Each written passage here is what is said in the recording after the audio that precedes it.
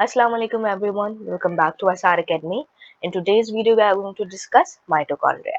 So, mitochondria is a membrane-bound organelle, so it is present in eukaryotic cells. As we discussed earlier, that membrane-bound organelles are only present in eukaryotes and prokaryotes don't have membrane-bound organelles. So, mitochondria is a membrane-bound organelle, so it is present in eukaryotic cells, both in plants and animal cells. It's a double membrane-bound organelle. It means it has an outer membrane and an inner membrane. इसकी जो outer membrane होती है वो बिल्कुल smooth होती है, जैसे कि डायग्राम में नजर आ रहा है पिक्चर में, बिल्कुल स्मूथ है आउटर मेम्ब्रेन। और इस आउटर मेम्ब्रेन के अंदर कुछ चैनल्स होते हैं जिसको हम कहते हैं बेसिकली पोरेंस होते हैं। Porins basically pore kind of a structure kind of होता है पोरेंस। पोरेंस का काम क्या होता है कि ये एक्सचेंज ऑफ सब्सटेंसेस अलाउ करते हैं कि बाहर से साइटोप्लाज्म से चीजें माइटोकॉन्ड्रिया के अंदर आ सके। So you can say basically कि जो आउटर मेम्ब्रेन होती है वो परमिएबल होती है, फुली परमिएबल होती है। इट मीन सारे सब्सटेंसेस जो है इन पोरेंस के थ्रू, इन चैनल्स के थ्रू क्या हो सकते हैं, साइटोप्लाज्म से माइटोकॉन्ड्रिया के अंदर आ सकते हैं। ठीक है, इसके अलावा देखें तो there is a fluid filled space between both membranes, जिसको हम कहते हैं इंटर मेम्ब्रेन स्पेस। अच्छा, ये जो है ना, ये वाली स्पेस, ये एक तो ये हो गई हमारे पास इनर मेम्ब्रेन। ठीक है, और इसको हम अच्छे से डिस्कस करते हैं आगे। और ये हो गई आउटर मेम्ब्रेन। ये inner membrane and outer membrane के बीच में स्पेस है, तो उसको हम कह रहे हैं इंटर मेम्ब्रेन स्पेस। इंटर मतलब बिटवीन मेम्ब्रेन। तो ये जो इंटर मेम्ब्रेन स्पेस है बेसिकली ये भी फ्लूइड फिल्ड होती है, और इसकी बहुत बड़ी सिग्निफिकेंस ये है कि इसमें हाइड्रोजन आयंस की कंसंट्रेशन बहुत ज्यादा होती है। ऐसे कह लो कि ये जो इंटर मेम्ब्रेन स्पेस है it's highly concentrated with hydrogen ions, और ये hydrogen ions main role play कर रहे होते हैं in the process of energy synthesising. ठीक है, एनर्जी के बनाने के प्रोसेस में इनका मेन रोल होता है, जो हम आगे थोड़ा बहुत डिस्कस करेंगे। ठीक है, उसके बाद इसके अंदर हमें और क्या नजर आ रहा है, माइटोकॉन्ड्रिया में हमें नजर आ रहा है, हमने आउटर मेम्ब्रेन डिस्कस कर ली, इनर मेम्ब्रेन डिस्कस कर ली, इंटर मेम्ब्रेन स्पेस हो गई। अब आता है हमारे पास कि इसके अंदर होते हैं हमारे पास लिपिड ड्रॉपलेट्स। ये जो येलो येलो सा स्ट्रक्चर है basically this is what, this is lipid droplet. Lipid droplet की दो सिग्निफिकेंस होती है माइटोकॉन्ड्रिया के अंदर, या यू कैन से किसी भी सेल के अंदर। सबसे पहली सिग्निफिकेंस जो बहुत इंपॉर्टेंट है, इट्स व्हाट, कि it is used to make mitochondrial membrane. याद है हमने पहले डिस्कस किया है, हम पूरा सीक्वेंस से पढ़ते आ रहे हैं, हमने पढ़ा कि मेम्ब्रेन्स का बनाने का काम किसका होता है बेसिकली। ठीक है, और फॉस्फोलिपिड्स जो बन रही होती हैं, ठीक है, ये सारा एससीआर का काम होता है। स्मूथ एंडोप्लाज्मिक रेटिकुलम जो होता है इन्वॉल्व होता है फॉस्फोलिपिड्स के सिंथेसिस में, और ऑफ कोर्स मेम्ब्रेन बनाने के लिए फॉस्फोलिपिड्स चाहिए होते हैं। ठीक है, क्या चाहिए होते हैं, फॉस्फोलिपिड्स चाहिए होते हैं। तो इसी वजह से माइटोकॉन्ड्रिया के अंदर एडिशनली नेचुरली तौर पे लिपिड ड्रॉपलेट्स मौजूद होते हैं। जैसे मतलब लिपिड्स जो है वो ड्रॉपलेट की फॉर्म में मौजूद होते हैं, जो कि किस लिए काम आ रहे होते हैं, माइटोकॉन्ड्रियल मेम्ब्रेन बनाने के लिए। ऑफ कोर्स देख रहे हो आप ये कितना डेंस स्ट्रक्चर है, इसमें कितनी सारी मेम्ब्रेन्स हैं। तो इतनी सारी मेम्ब्रेन्स कोई ना कोई तो बनाएगा ना। तो इन सारी मेम्ब्रेन्स को बनाने के लिए बेसिकली क्या मौजूद होता है, माइटोकॉन्ड्रिया के अंदर लिपिड ड्रॉपलेट्स मौजूद होते हैं। तो सबसे पहली सिग्निफिकेंस तो ये हो गई कि ये माइटोकॉन्ड्रियल मेम्ब्रेन बनाने में काम आता है। और क्यों काम आता है बेसिकली, क्योंकि मोस्टली मेम्ब्रेन्स किससे बनी होती है, फॉस्फोलिपिड से बनी होती है। दूसरी चीज आती है हमारे पास, it is utilise in aerobic respiration. Now listen to me very carefully. Mitochondria का फंक्शन आपको ऑलरेडी वैसे ही पता होगा, हमें ये भी पता है कि माइटोकॉन्ड्रिया को हम power house of the cell भी कहते हैं, और ये तो सबको ही पता होता है। ठीक है, सो बेसिकली इसको हम power house of the cell क्यों कहते हैं, क्योंकि ये सेल को एनर्जी प्रोवाइड करता है, एनर्जी सिंथेसाइज करता है, बनाता है। ठीक है, और किस प्रोसेस के थ्रू बनाता है, उस प्रोसेस का नाम है एरोबिक रेस्पिरेशन। इसको हम अच्छे से डिस्कस कर रहे हैं आगे, बट अभी आप ये देख लो कि aerobic respiration is basically the breakdown of nutrients to release energy। Glucose break down होता है, कार्बोहाइड्रेट्स ब्रेक डाउन हो सकते हैं ना। मोस्टली स्टूडेंट्स को ये होता है कि सिर्फ ग्लूकोज ब्रेक डाउन हो रहा है, ओनली कार्बोहाइड्रेट्स ब्रेक डाउन हो रहे हैं। नो, प्रोटीन्स भी ब्रेक डाउन हो सकते हैं, फैट भी ब्रेक डाउन हो सकता है। तो फैट की ब्रेक डाउन से या प्रोटीन की ब्रेक डाउन से या कार्बोहाइड्रेट की ब्रेक डाउन से क्या हो रहा होता है, बेसिकली एनर्जी रिलीज हो रही होती है। तो ऑफ कोर्स ये क्या है, लिपिड्स। लिपिड्स भी इसी कैटेगरी में आ रहा होता है। ठीक है, तो बेसिकली क्या होता है, ये यूज किए जाते हैं एरोबिक रेस्पिरेशन में to release energy by breaking down. ठीक है, उसके बाद नेक्स्ट चीज आते हैं हमारे पास कि mitochondria contains circular DNA and 70s ribosomes. Matrix contains circular DNA and 70s ribosomes. Now, circular DNA का मतलब ही क्या है कि उसके दोनों एंड्स क्या होंगे, ज्वाइंट होंगे। यहाँ देखो ये सर्कुलर डीएनए नजर आ रहा है, ये इसके दोनों एंड्स क्या है, ज्वाइंट है। अच्छा, इसकी भी अलग सिग्निफिकेंस आप देख रहे हो कि बाकी ऑर्गेनल्स है ये काफी अलग है, कि बाकी ऑर्गेनल्स जितने भी थे उसकी मेम्ब्रेन सारी की सारी एसईआर बना रहा था, बट यहाँ पे देखो तो मैंने आपको क्या पढ़ाया कि इसमें लिपिड ड्रॉपलेट ये अपनी मेम्ब्रेन खुद बना सकता है, ठीक है। इसी के साथ साथ यहाँ पे मैं एक और चीज बता रही हूँ कि इसमें डीएनए मौजूद है, although circular DNA but DNA तो है ना। जबकि हमने क्या पढ़ा है कि ओवरऑल सिर्फ किसी ऑर्गेनल में हमने डीएनए नहीं पढ़ा अभी तक, ठीक है। और हमने क्या देखा है कि न्यूक्लियस के अंदर डीएनए होता है, but that DNA is linear DNA, उसके दोनों एंड्स ज्वाइन नहीं होते, लीनियर डीएनए होता है वो। लेकिन यहाँ पे हम देख रहे हैं कि क्या कौन सा डीएनए मौजूद है, सर्कुलर डीएनए मौजूद है। और सर्कुलर यहाँ पे देखो नजर भी आ रहा है, इसके दोनों एंड्स आपस में क्या हुए हैं, ज्वाइन हुए हैं। नेक्स्ट थिंग वेरी इंपॉर्टेंट, इसमें राइबोसोम्स भी मिलते हैं, ये जो ब्लैक ब्लैक सा स्ट्रक्चर नजर आ रहा है, this is what it is, ribosome. और कौन से राइबोसोम मिलते हैं हमें, 70s ribosomes. As you know we discuss earlier, हमने पढ़ा था पहले राइबोसोम्स को डिस्कस करते हुए कि जो हमारे पास राइबोसोम्स होते हैं वो दो टाइप्स के होते हैं, 70s एंड 80s। और जो हमारे पास 70s राइबोसोम्स हैं वो हमें प्रोकैरियोट्स में मिलते हैं, इसी के साथ साथ वो हमें माइटोकॉन्ड्रिया के अंदर भी मिलते हैं एंड क्लोरोप्लास्ट के अंदर भी मिलते हैं। So these are the same 70s ribosomes जो कि प्रोकैरियोट्स में भी अवेलेबल होते हैं, नॉट 80s, 70s राइबोसोम्स होते हैं। कहाँ पे, माइटोकॉन्ड्रिया में। अब ऑफ कोर्स राइबोसोम है तो हमें पता है राइबोसोम किससे मिलके बना होता है, आरएनए से मिलके एंड प्रोटीन से मिलके बना होता है। इट मींस ये है कि माइटोकॉन्ड्रिया में आरएनए भी मौजूद है और राइबोसोम्स भी मौजूद है। अब हमें पता है कि प्रोटीन सिंथेसिस के लिए तीन चीजें रिक्वायर्ड होती हैं, एक तो डीएनए चाहिए, फिर हमें आरएनए चाहिए, फिर हमें राइबोसोम्स चाहिए। इनके फंक्शन इंडिविजुअली डिस्कस कर चुके हैं। तो ये तीनों चीजें जब माइटोकॉन्ड्रिया के अंदर ऑलरेडी नेचुरली प्रेजेंट है तो माइटोकॉन्ड्रिया इतना केपेबल इनफ हो जाता है कि वो खुद क्या कर सकता है, प्रोटीन की सिंथेसिस कर सकता है, प्रोटीन सिंथेसिस कर सकता है। कौन से प्रोटीन बना सकता है, mitochondrial proteins. So basically matrix जो होता है, मैट्रिक्स इज बेसिकली जो इनर मेम्ब्रेन है ना उसके अंदर फ्लूइड फिल्ड होता है, ये वाली जो जगह होती है ये सारी जगह ये क्या है, मैट्रिक्स कहलाती है। इसके अंदर हमारे पास डीएनए भी मौजूद होता है circular and 70s ribosomes, of course RNA भी है। तो इन तीनों चीजों की मदद से mitochondria can synthesise its own protein, खुद से प्रोटीन सिंथेसिस कर सकता है, अपने लिए प्रोटीन्स को बना सकता है। इसलिए कौन से प्रोटीन्स को, माइटोकॉन्ड्रियल प्रोटीन्स को। तो ये सिग्निफिकेंस और ये चीजें बहुत अलग है as compare to other organelles, कि ये अपनी मेम्ब्रेन्स भी खुद बना सकता है और प्रोटीन्स भी खुद बना सकता है, mitochondrial membranes and proteins both, ठीक है। इसी के साथ साथ जो है माइटोकॉन्ड्रिया के अंदर हमें क्या नजर आ रहा है, ये कुछ स्ट्रक्चर माइटोकॉन्ड्रिया के अंदर में क्या नजर आ रहे हैं, स्टॉक ग्रेन्यूल या एटीपी सिंथेज। अच्छा, इसको स्टॉक ग्रेन्यूल क्यों कह रहे हैं, ये देखो पीछे ये स्टॉक है और आगे क्या है, ग्रेन्यूल सा स्ट्रक्चर है। तो ये स्टॉक ग्रेन्यूल कहलाता है, ये एटीपी सिंथेज कहलाता है। इट्स बेसिकली एन एंजाइम, नाम से पता चल रहा है ATP synthase, which will be involved in the synthesis of ATP. तो ये एंजाइम का बहुत बड़ा रोल होता है एटीपी के सिंथेसिस में, ठीक है। इसके साथ मैट्रिक्स हो गया। इसी के साथ साथ जो इनर मेम्ब्रेन होती है ना उसमें होती है इलेक्ट्रॉन ट्रांसपोर्ट चेन, क्या मौजूद होती है, इलेक्ट्रॉन ट्रांसपोर्ट चेन। इसको हम आगे डिस्कस कर रहे हैं, इनर मेम्ब्रेन में भी बहुत सारी चीजें हैं, बट अभी आप यहाँ पे कुछ देख रहे हो डायग्रामेटिकली कि हमारे पास एटीपी सिंथेज होता है, इलेक्ट्रॉन ट्रांसपोर्ट चेन होती है, ये क्रिस्टी होते हैं बेसिकली, ठीक है, ये सारी चीजें।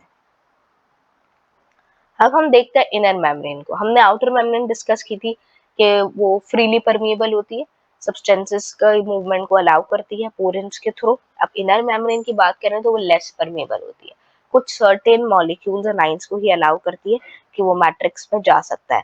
Matrix is basically the substance जो कि कहाँ मौजूद होता है, इनर मेम्ब्रेन के अंदर होता है, मतलब mitochondria is filled with matrix. अब इनर मेम्ब्रेन की बात करें तो चार इंपॉर्टेंट सिग्निफिकेंस है इनर मेम्ब्रेन की। सबसे पहला, it folds inwards many times to form cristae. यहाँ पे देख रहे हो कि आउटर मेम्ब्रेन तो बिल्कुल स्मूथ है, बट ये जो इनर मेम्ब्रेन है इसमें बहुत सारे फोल्ड्स हमें नजर आ रहे हैं, और ये फोल्ड्स बेसिकली क्या कहलाते हैं, क्रिस्टी कहलाते हैं। क्या कहलाते हैं, क्रिस्टी कहलाते हैं, ठीक है। Next, it encloses a fluid called matrix, as we discussed earlier कि इसके अंदर क्या मौजूद होता है, मैट्रिक्स मौजूद होता है। तीसरा, has electron transport chain। now guys, वैसे तो हम इसमें सिर्फ ऑर्गेनल को डिस्कस करें ऑफ कोर्स, बेसिक चीजें सारी पूरे अच्छे से ऑर्गेनल डिस्कस कर रहे हैं, बट ये जो इलेक्ट्रॉन ट्रांसपोर्ट चेन है इसको भी हमने डिटेल में डिस्कस करना है इन आर फर्दर चैप्टर्स। तो अभी तो हमें माइटोकॉन्ड्रिया पढ़ना था एज एन ऑर्गेनल, तो हम सिर्फ उसको डिस्कस करेंगे सारे पॉइंट्स को देखते हुए, ठीक है। बट ये इलेक्ट्रॉन ट्रांसपोर्ट चेन का मेन रोल होता है, किस तरीके से ये काम करती है और किस तरीके से एटीपी की सिंथेसिस हो रही होती है, ये हम अपनी बाकी लेक्चर्स में जरूर इसको देखेंगे, ठीक है। इसके बाद आता है हमारे पास किसमें stock granule and ATP synthase क्या होता है, मौजूद होता है, ठीक है। अब हम बात करते हैं इस चीज की कि mitochondria has a semi autonomous existence. मैंने आपको बताया कि इसमें दो चीजें ऐसी हो रही हैं जो बाकी ऑर्गेनल्स में हमें देखने को नहीं मिली थी। कौन सी चीजें दो ऐसी हो रही हैं? पहली चीज कि ये अपनी मेम्ब्रेन्स खुद सिंथेसाइज कर रहा है, दूसरी चीज ये प्रोटीन सिंथेसिस भी खुद कर रहा है। It means mitochondria has a semi autonomous existence. Semi autonomous का मतलब है, ऑटोनोमस का मतलब यहाँ तो ऑटोमेटिकली अपने कामों को खुद रेगुलेट कर रहा है। वैसे तो पूरे सेल का जो न्यूक्लियस है ऑफ कोर्स वो रेगुलेट कर रहा होता है चीजों को, बट माइटोकॉन्ड्रिया में डीएनए होने की वजह से और राइबोसोम्स होने की वजह से, ये सारी चीजें होने की वजह से थोड़ी सी सेमी ऑटोनोमस एग्जिस्टेंस आ जाती है। सेमी क्यों कह रहे हैं? क्योंकि पूरा ओवरऑल खुद ही कंट्रोल नहीं करता है माइटोकॉन्ड्रिया अपने आप को। ऑफ कोर्स न्यूक्लियस भी इन्वॉल्व होता है, ये नहीं कि सिर्फ माइटोकॉन्ड्रिया प्रोटीन्स जो है वो अपनी मदद से खुद बना रहा होता है, कुछ आरएन जो आरईआर पे बनते हैं वो भी यूटिलाइज हो रहे होते हैं माइटोकॉन्ड्रिया में, इसलिए हम इसको कहते हैं सेमी ऑटोनोमस एग्जिस्टेंस। तो सेमी ऑटोनॉमस एग्जिस्टेंस होने की वजह से माइटोकॉन्ड्रिया कैन रेप्लिकेट इटसेल्फ। ये अपनी कॉपी बना सकता है। क्या बना सकता है? कॉपी बना सकता है। कॉपी बना सकता है अपनी ग्रोथ करा के, अपना डीएनए को रेप्लिकेट करके। रेप्लिकेशन मींस होता है कॉपी, ठीक है। रेप्लिकेट करके, ग्रोथ करके ये अपनी कॉपी बना सकता है, अपने आप को डिवाइड कर सकता है। नॉर्मली तो वैसे जितने भी ऑर्गेनल्स हैं, ऑफ कोर्स सेल डिवीजन में हो रहे होते हैं, सेल डिवाइड करता है बेसिकली, बट ये जो माइटोकॉन्ड्रिया है ये सेल डिवीजन से पहले ही अपने नंबर को क्या कर लेता है, इंक्रीज कर सकता है, बढ़ा सकता है। क्यों? Because it has semi autonomous existence. और सेमी ऑटोनॉमस हम क्यों कह रहे हैं? Specifically due to the presence of circular DNA, 70s ribosomes. इन चीजों की वजह से ये अपने आप को खुद की कॉपी रेप्लिका बना सकता है। फॉर एग्जाम्पल देखो यहाँ पे हुई बेसिकली क्या है, ये माइटोकॉन्ड्रिया, ठीक है। माइटोकॉन्ड्रिया की यहाँ पे क्या हो रही है? ग्रोथ हो रही है, डीएनए रेप्लिकेशन हो रही है, ठीक है। माइटोकॉन्ड्रिया की सारी ग्रोथ एंड डीएनए रेप्लिकेशन हुई, इसे ग्रोथ हुई, इसमें देखो डीएनए दो हो गए। अब मैंने क्या कह रही हूँ कि अपनी खुद की कॉपी बना सकता है, डिवाइड हो सकता है। डिविजन का जो प्रोसेस है इट्स कॉल्ड बाइनरी फिजन। इसको हम माइटोकॉन्ड्रियल फिशन भी कह रहे हैं इस केस के अंदर, ठीक है, क्योंकि माइटोकॉन्ड्रिया में हो रही है और एक किसमें डिवाइड हो जाएगा? Into two mitochondria. So basically cell divide करने से पहले ही अपना नंबर क्या कर सकता है? इंक्रीज कर सकता है। Why? Because it has semi autonomous existence. और किस प्रोसेस के थ्रू डिवाइड करता है ये? बाइनरी फिजन के थ्रू। अब हम आते हैं फंक्शन ऑफ माइटोकॉन्ड्रिया पर। Function of mitochondria is aerobic respiration, या इसको हम एटीपी फॉर्मेशन भी कह सकते हैं ना। देखो एरोबिक रेस्पिरेशन, सबसे पहले respiration is basically the break down, ठीक है। Break down of what? Break down of food, हम आम जबान में कह रहे होते हैं, या ब्रेक डाउन ऑफ न्यूट्रिएंट्स, ठीक है। वो न्यूट्रिएंट्स जो कि हम इनटेक करते हैं, फिर वो खाना जो फूड हम इनटेक करते हैं, ऑफ कोर्स वो ब्रेक डाउन होता है, ठीक है, डाइजेस्ट होता है, हजम होता है, ठीक है। डाइजेस्ट होने के बाद वो सारे न्यूट्रिएंट्स हमारे ब्लड में क्या हो जाता है? एब्जॉर्ब हो जाते हैं। फिर उन न्यूट्रिएंट्स की ब्रेक डाउन से क्या रिलीज किया जाता है? Energy, which is ultimately used by our cells and our body। देखो हमारा मेन मकसद क्या होता है फूड कंज्यूम करने का? टू गेट एनर्जी, ऐसा ही है।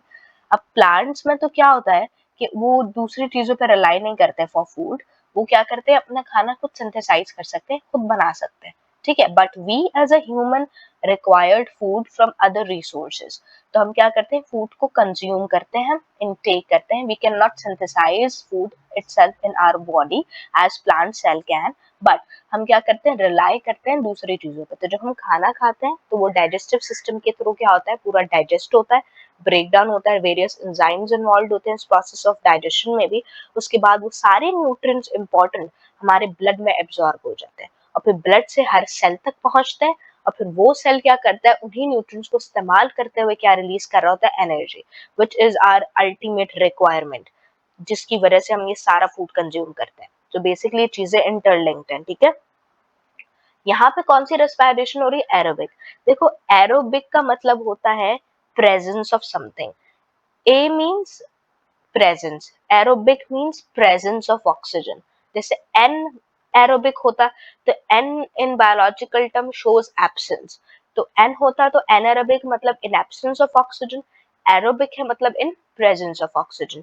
सो हम पहले यहाँ पे इक्वेशन डिस्कस कर लेते हैं रेस्पिरेशन की कि बेसिकली इसमें चाहिए क्या क्या होता है।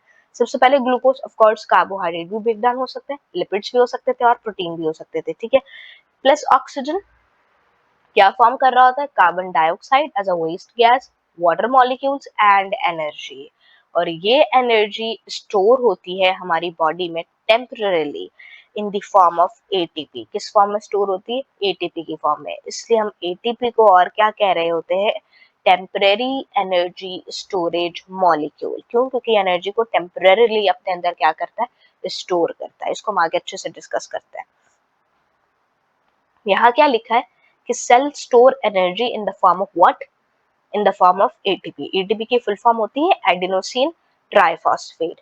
अच्छा, हमारी बॉडी में एनर्जी ऐसे ही नहीं रहती है, ठीक है, एनर्जी स्टोर हो जाती है in the form of what, ATP. अब होता क्या है, अच्छा पहले इसका स्ट्रक्चर देख लेते हैं एटीपी का। एक रफ सी डायग्राम है यहाँ पे, क्या ये देखो एडेनोसिन है और ट्राई मींस 3, तो मतलब यहाँ पे एडेनोसिन के साथ जो है 3 फॉस्फेट के ग्रुप्स क्या हुए थे, अटैच हुए थे। ये पूरा स्ट्रक्चर क्या कहलाता है, एटीपी। तो देखो एटीपी की फॉर्मेशन होती कैसे है हमारे सेल्स के अंदर, माइटोकॉन्ड्रिया के अंदर, कि एडीपी जिसको हम कहते हैं एडिनोसिन डाइफॉस्फेट, ये ट्राई है और ये डाई है, डाई मीन्स 2 और ये एक फॉस्फेट अलग से आके लगा तो ऑफ कोर्स क्या बन गया, एटीपी एडिनोसिन ट्राइफॉस्फेट। और ये जो फॉर्मेशन है हम शुरू में पढ़ के आए ना कि इनर मेम्ब्रेन में एक एंजाइम होता है स्टॉक ग्रेन्युलर एटीपी सिंथेज, उसकी मदद से हो रही होती है, ठीक है। Now listen to me very carefully. हमारी बॉडी को एनर्जी चाहिए, ठीक है। हमारी बॉडी में एनर्जी किस प्रोसेस के थ्रू आ रही है, एरोबिक रेस्पिरेशन के थ्रू आ रही है, ठीक है। वो एनर्जी स्टोर होती है हमारी बॉडी में temporarily in the form of ATP, इसलिए हम इसको टेम्परेरी एनर्जी स्टोरेज मॉलिक्यूल कहते हैं। देखो न्यूट्रिएंट्स आए सेल्स के पास, इधर कार्बोहाइड्रेट्स, फैट्स एंड प्रोटीन्स, ये डाइजेस्ट हुए, डाइजेस्ट करके इन्होंने क्या रिलीज करी, एनर्जी। ये एनर्जी जो है किस फॉर्म में स्टोर हो जाती, एटीपी की फॉर्म में। किस फॉर्म में स्टोर हो जाती, एटीपी की फॉर्म में बेसिकली, ठीक है। मतलब बेसिकली समझ लो ये एनर्जी जो है ये होता क्या है बेसिकली, कि इलेक्ट्रॉन ट्रांसपोर्ट मैंने बताया ना उसकी बहुत सिग्निफिकेंस है, और आयंस की बेसिकली, तो वो पूरा इन्वॉल्व होता है इस पूरे की सिंथेसिस के अंदर, कि किस तरीके से जो है बेसिकली एटीपी की फॉर्मेशन हो रही है। Now I am telling again guys कि पूरा वो इलेक्ट्रॉन ट्रांसपोर्ट चेन पढ़ना इस वक्त इज नॉट द रिक्वायरमेंट, क्योंकि हम सिर्फ यहाँ पे माइटोकॉन्ड्रिया को एज एन ऑर्गेनल डिस्कस कर रहे हैं।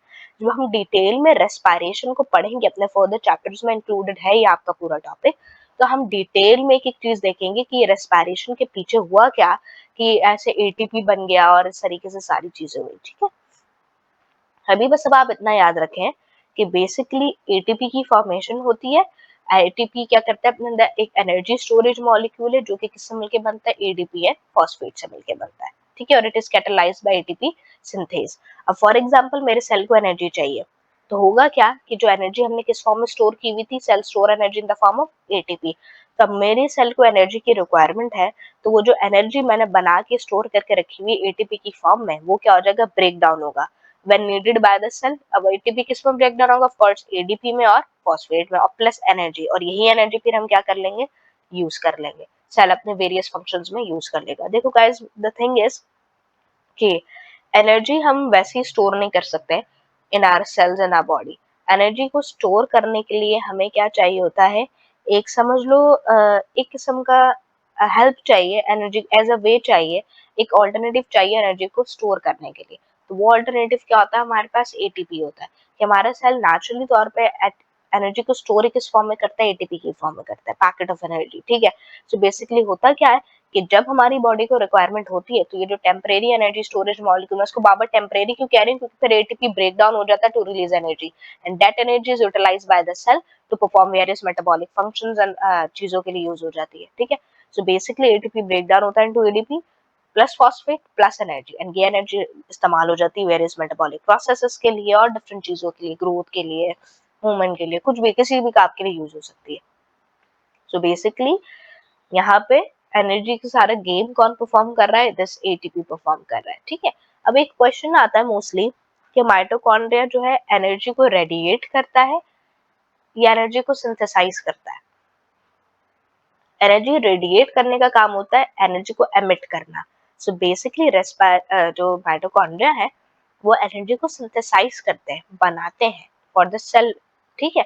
So energy radiation is not the main function of mitochondria, but फिर भी कुछ अमाउंट ऑफ एनर्जी रिलीज हो जाती है या लॉस होती है in the form of heat.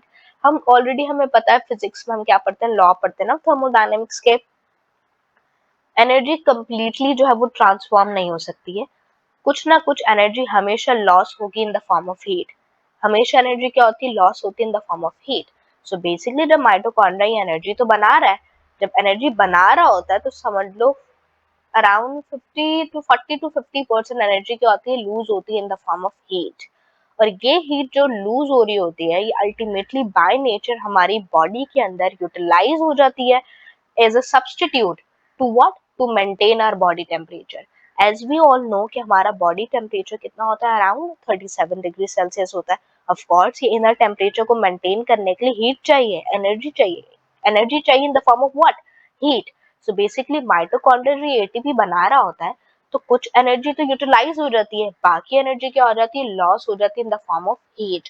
और वो जो हीट है it's not wasted, instead it contributes in what, it contributes significantly to maintain the temperature of human body which is around 37 degrees celsius, ठीक है। तो सोचो इतने सारे सेल्स हैं, इतने सारे माइटोकॉन्ड्रिया हैं, तो सारे के सारे माइटोकॉन्ड्रिया क्या कर रहे होते हैं, हेल्प कर रहे होते हैं, किसकी काम में हेल्प कर रहे होते हैं, बेसिकली बॉडी के टेम्परेचर को मेंटेन करने के लिए ये भी फंक्शन होता है। इसके अलावा माइटोकॉन्ड्रिया के अंदर ना कैल्शियम आयंस भी स्टोर हुए हुए होते हैं, ठीक है। इससे पहले हमने कहाँ पढ़ा था, ये सेल के अंदर के एसईआर के अंदर जो है वो कैल्शियम आयंस स्टोर होते हैं। इसी के साथ साथ माइटोकॉन्ड्रिया भी वो वाहिद ऑर्गेनल है जिसमें कैल्शियम आयंस स्टोर किए जाते हैं, तो इसकी बहुत बड़ी सिग्निफिकेंस है, ठीक है। इसके अलावा क्या ये बॉडी टेम्परेचर को भी मेंटेन करता है। अब मेरा क्वेश्चन क्या था कि माइटोकॉन्ड्रिया एनर्जी रेडिएट करेगा, yes it will, but it will not be in a significant amount. ऐसा नहीं कि बहुत सारी रिलीज करेगा। सोचो अगर बहुत सारी एनर्जी, इतने सारे माइटोकॉन्ड्रिया है सेल, पूरी बॉडी के अंदर इतने सारे सेल्स हैं, सब हाई अमाउंट ऑफ एनर्जी को रेडिएट करना शुरू कर जाएंगे तो होगा क्या, टेम्परेचर मेंटेन नहीं रहेगा बॉडी का। टेम्परेचर मेंटेन नहीं रहेगा बॉडी का तो बॉडी का पूरा हमारा जो सिस्टम क्या हो जाएगा, बिगड़ जाएगा। इतने सारे एंजाइम्स हमारी बॉडी में, हम क्या पढ़ते हैं कि एंजाइम्स अपने ऑप्टिमम पीएच पे, ऑप्टिमम टेम्परेचर पे मैक्सिमम एक्टिविटी परफॉर्म करते हैं। अगर वो टेम्परेचर एक्सीड करेगा तो सब डेथ हो सकता है, सेल डेथ हो सकती है, सारी चीजें खत्म हो सकती है। तो अल्टीमेटली एनर्जी रेडिएशन बहुत कम होती है, मेनली एनर्जी सिंथेसाइजिंग किसका काम होता है, माइटोकॉन्ड्रिया का। तो इस बात में कंफ्यूज नहीं होना, ठीक है। वन मोर थिंग, एक चीज आपने नोटिस करी कि ये जो इनर मेम्ब्रेन है माइटोकॉन्ड्रिया की, ये बहुत ज्यादा फोल्ड हुई हुई है और क्या फॉर्म करा हुआ है इसने, क्रिस्टी। तो इसकी भी एक सिग्निफिकेंस है कि बेसिकली इतना ज्यादा फोल्डिंग से सरफेस एरिया बढ़ता है।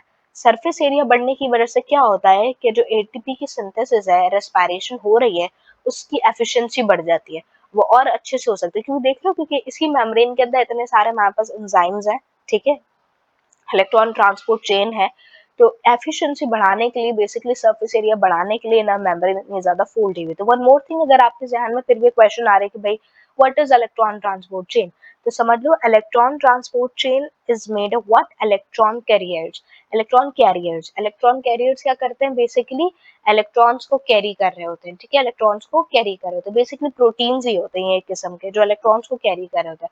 मोस्टली गाइस ये इलेक्ट्रॉन्स ही हैं बेसिकली जो इसमें से मूव कर रहे होते हैं और फिर आगे जाके वो एनर्जी देते हैं, और फिर उसी मूवमेंट ऑफ एनर्जी की वजह से, वो मूवमेंट की वजह से कुछ कुछ एनर्जी बन रही होती है, कुछ एक प्रोटॉन ग्रेडियंट डेवलप होता है, ठीक है।